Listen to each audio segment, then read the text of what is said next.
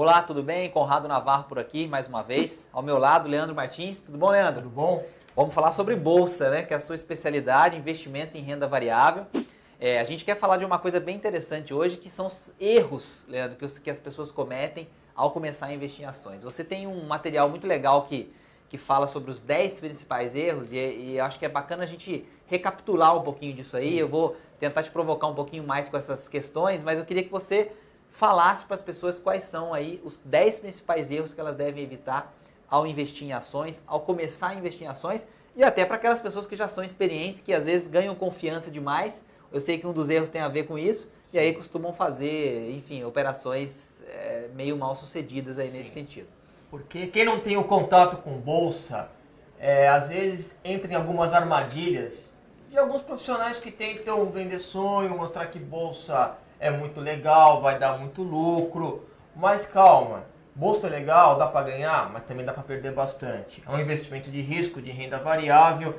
E se você entrar num mercado já sabendo dos riscos, dos erros, você pode se policiar, né, tentar mitigar ao máximo esses riscos para aí maximizar seus ganhos e controlar as perdas, ou saber, olha, aquele dinheiro vou colocar, pode ter essa perda, é um dinheiro que eu posso arriscar, porque muita gente vende apartamento para pôr na bolsa e aí precisa do dinheiro, já não tem mais aquele capital. Então eu citei 10 erros recorrentes que eu cometi há 15 anos atrás, que os clientes cometem, investidores cometem, então vai ser bacana, você vai ter aí um caminho para tentar não cometer, ou ao menos saber desses riscos para minimizar. Bom, eu sei que na minha experiência com contato com os investidores iniciantes, imagino que esse erro deve estar na sua lista, talvez seja o primeiro, você vai comentar, mas a primeira coisa que eu vejo é que as pessoas querem sair do nada para uma fortuna. Uma pressa. Rápido demais. Pressa. Tem isso? É não? O primeiro aqui, ó. Pressa nas operações. Matou.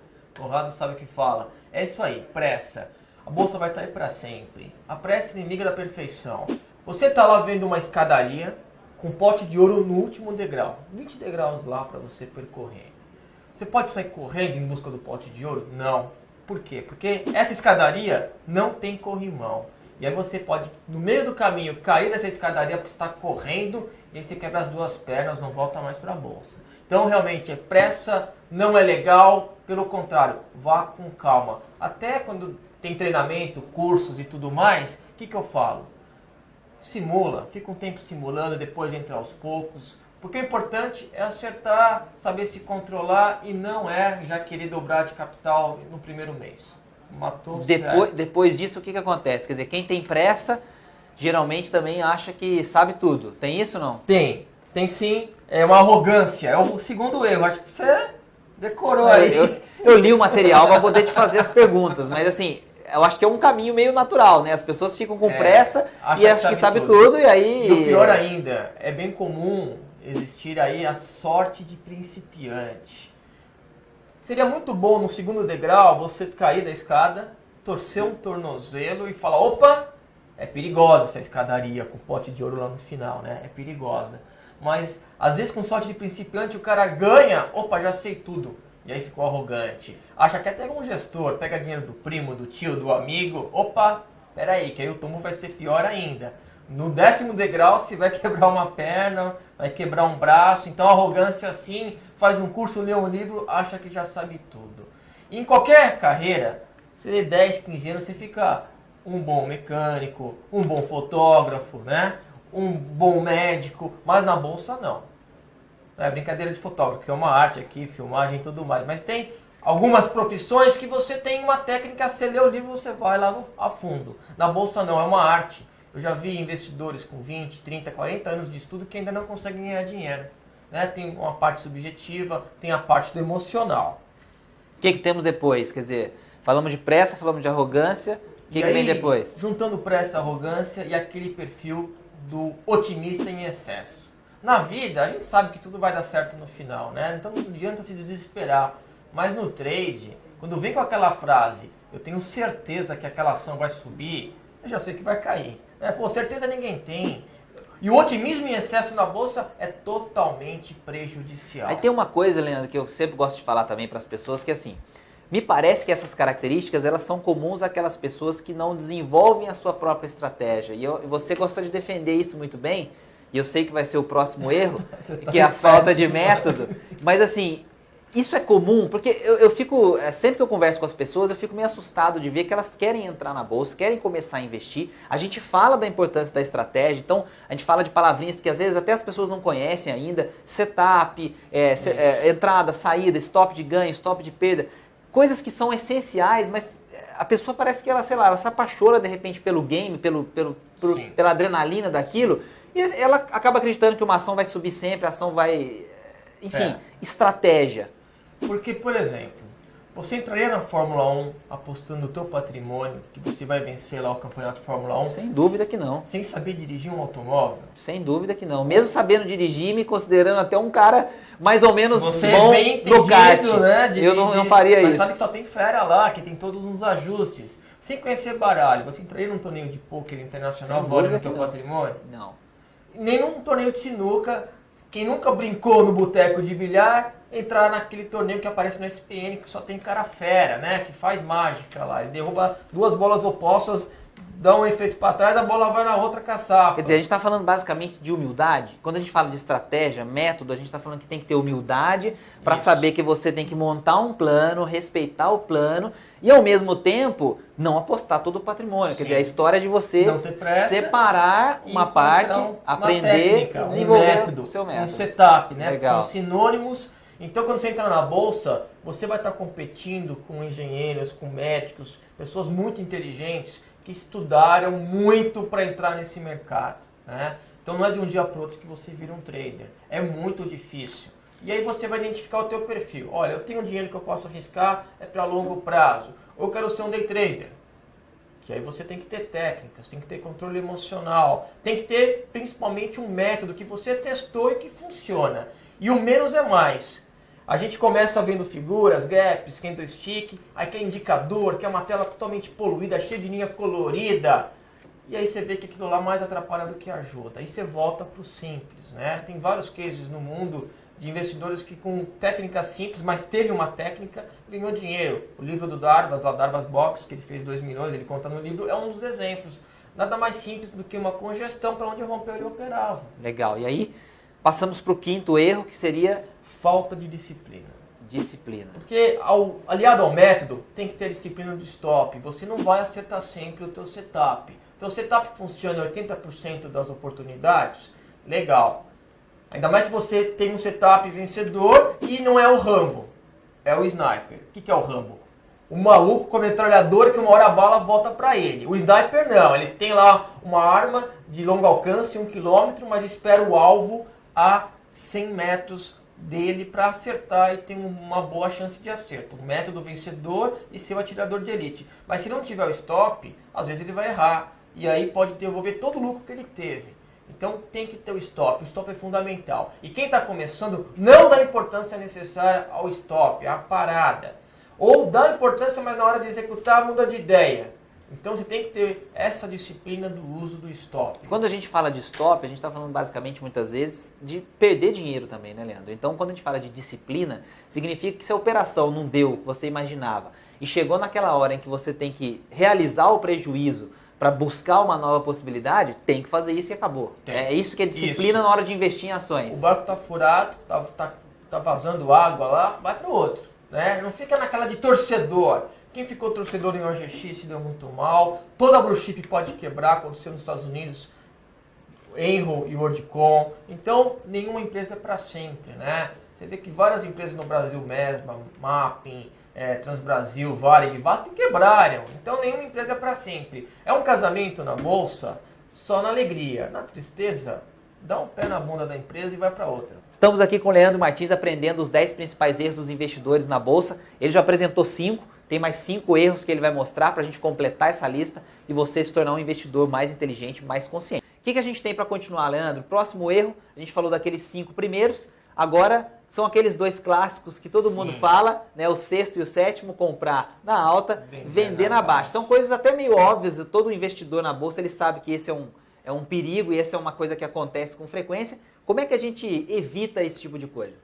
O brasileiro não tem muita experiência em bolsa, não tem muito contato e muitas vezes ele entra na bolsa, né? Tem aquela febre, aquela euforia, quando muita gente ganhou dinheiro. O vizinho, o primo, até o papagaio já ganhou dinheiro na bolsa. Saiu na capa de uma revista de grande circulação, por exemplo. Mas não da Exame, mas da Casa Cláudia, por exemplo, né? Que não tem nada a ver com bolsa. Aí mostra a dona de casa que montou uma mansão com dinheiro na bolsa. É quando o profissional do mercado financeiro pega um táxi e o taxista pergunta para ele da bolsa, ou o jornaleiro. É você querer entrar na festa, às 4 da manhã, vem o garçom, te traz a conta, apaga uma luz e vomita no seu pé. Pô, acabou. Você podia ter entrado às 10 horas, às 11, à meia-noite, mas não, ele quer entrar às 4 horas porque é só o momento que ele começa a realmente ficar mais confiante. Aconteceu isso em 2002 a 2008, né? 2002 estava bem barato, começou a subir, 2003 subindo, 2004 subindo, 2007 quiseram entrar. E aí deu aquela enxurrada de investidor na bolsa, já era o topo. Quem comprou em 2002 já estava com aquela cosquinha de realização, aquela vontade, né, de pagar uma viagem, de trocar de carro, trocar de imóvel, e aí ele vende. E quando ele vende, vem aquela enxurrada de queda. Quem comprou na alta, pelo psicológico, pelo emocional, quis entrar na festa às 4 da manhã, não vende com stop. Né? Aquele erro da falta de disciplina. Entrou sem método, não tem disciplina para stop, acha que sabe tudo, entrou com pressa, no momento errado, e aí vai cometer o próximo erro. Que ao não utilizar o stop, ele fica como torcedor, vai voltar. Ele se segura ao máximo com aquele prejuízo, e todo mundo vendendo, ele se segurando. Ele é o mais perspicaz por não ter disciplina, e ele só vai vender no pânico, que é vender na baixa. Ele é o último vendedor, não tem mais pressão vendedora. Esse cara vende, o que acontece com o mercado? Volta a subir, acaba a pressão vendedora. Ele se segurou ao máximo, ele foi aquele mais forte e vendeu na baixa. Ou seja, comprar na alta e vender na baixa são os dois erros que a gente começou. E aí a gente tem uma outra coisa importante dentro desse cenário que você falou, falando de ler revistas especializadas. Às vezes a notícia sai numa revista que não é especializada, mostrando justamente essa euforia. Mas ao mesmo tempo, Leandro, hoje com excesso de informação, que é o próximo erro que você vai comentar, né? Muita gente tem acesso a conteúdos gratuitos e às vezes pagos mesmo, cursos, enfim. Tem muita gente gerando conteúdo, informação sobre o mercado e me parece que às vezes as pessoas ficam paralisadas com esse excesso de informação ou não sabem o que fazer. É uma poluição de informação, gera uma grande confusão no investidor. O método, que tem que ter um método, tem que ter um setup, ele tem que ser simples. Quando você tem muita informação, você dá margem ao teu emocional. Então, a internet muitas vezes mais atrapalha do que ajuda. Ou seja, tenta ter uma disciplina e principalmente um método para você evitar esse novo erro. Que é justamente muita informação, você se perde, você começa a operar cada hora de um jeito. E aí você não tem um método, excesso de informação, grande confusão, uma grande poluição, que dá margem para você cometer mais um erro. Que é o próximo. Que é viés da confirmação. Você sabe tudo. Viés da confirmação, que nada mais é do que você começar a acreditar nas mentiras e nas estratégias erradas e furadas que você fez e começar a se justificar mesmo. Quer dizer, você começa a se defender dizendo, não, eu sei o que eu estou fazendo, essa ação vai voltar a subir, porque eu já sei, já aconteceu no passado, ou então, porque aí um amigo comentou, quer dizer, a gente cria todas as desculpas para poder se segurar. É mais ou menos isso? O cara comprou OGX no auge da queda, da crise do papel, e ele ficou desesperado, não tem disciplina de stop, não teve método, papel com figuras de cada vez mais de queda, e aí começa a abrir internet. Grande confusão, poluição. Encontram 10 notícias sobre OGX. 9 ruins e uma única boa. Ele vai ler aquela boa e fala, nossa, tá excelente essa notícia boa. Eu tenho que acreditar nisso, né? Preciso acreditar que vai dar certo. Ele fala mais forte ainda, ele fala, eu sabia que eu estava certo. Olha só, vai acontecer isso e esse papel vai subir.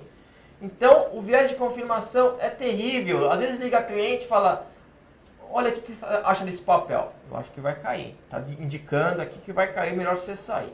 Depois de 2 semanas o papel cai, o cliente liga. Pô, o que você está achando? Eu falei, avisei que ia cair. Não, mas será que não vai subir? Então ele quer tentar alguma informação para confirmar aquela decisão errada que ele está paralisado. Com os outros erros, e aí ele tenta buscar esse viés de confirmação. E aí a gente tem a cereja do bolo, que seria o 10º erro. Que é terrível, né? Potencializa todos os outros erros. Eu ia dizer isso, que aí você pega esse 10º erro, que você vai falar qual é, e que aí, se a pessoa tiver ele em grande conta, ou se ela tiver entrado pensando só nisso, ela potencializa e aí a coisa pode tomar um rumo catastrófico, né? A gente está falando de ganância. A ganância é pertinente a qualquer ser humano, né? Alguns têm mais, outros têm menos, mas ela é terrível porque o mercado de bolsa já tem uma boa volatilidade, as ações, bem mais que a renda fixa, né? E tem algumas estratégias que você consegue operar mais do que você tem. Como se fosse aí uma alavanca que você consegue levantar um peso maior do que você consegue, né? Quer dizer, você tem um patrimônio e você está operando com muito mais do que esse patrimônio. Quer dizer, se você levar um tombo, depois você vai ter que arrumar um jeito de pagar por esse buraco. Foi um dos motivos da forte queda de 2008. Muito investidor acostumado... A gente chama de operar alavancado, né? Operar alavancado, por exemplo, operações a termo, que você... utiliza um valor com uma taxa de juros como se fosse um cheque especial, você tem 100 mil, você pode operar 300 mil reais, você está alavancado, se sobe 50%, bacana, você está alavancado, mas se cai 35%, você está alavancado 3 vezes, você perdeu tudo. Se continua a cair, você entra num risco de aporte adicional de recurso, você fica negativo. Então a alavancagem é péssima e potencializa todos os outros erros, porque você pode morrer em um dia alavancado. Tem que saber o que está fazendo, né, Leandro? O iniciante é melhor não brincar com isso. Vai ter que aprender aos poucos se quiser usar esse instrumento de alavancagem. Sim. É uma opção, quer dizer, existe essa opção dentro do mercado financeiro, mas para quem está começando é um risco grande. Total. Quem está começando, em vez de usar alavancagem, pelo contrário, diminui sua exposição. Você quer colocar lá 500 mil reais na bolsa... Pode não alavancar para 1,5 milhão? Não, pega 5 mil reais. O importante é acertar, o importante é encontrar um método, ter disciplina, não ter pressa, ter humildade. Isso é importante, né? Então não tenha pressa, a bolsa vai estar aí para sempre, tenha conhecimento. Aqui na Corretora Rico o pessoal tem muito acesso à informação, muitas palestras, muitos cursos. Tem pessoas na abertura, durante o pregão, no fechamento, pegando na mão do cliente. Então, pessoal, calma, tranquilidade, vai aos poucos, um passo de cada vez, entre de forma gradativa na bolsa. Legal, o recado está dado, é importante você tomar muito cuidado para começar. Lembrando que é uma alternativa de investimento muito interessante, mas tem que evitar os erros principais que a gente mencionou nessa série de 2 vídeos.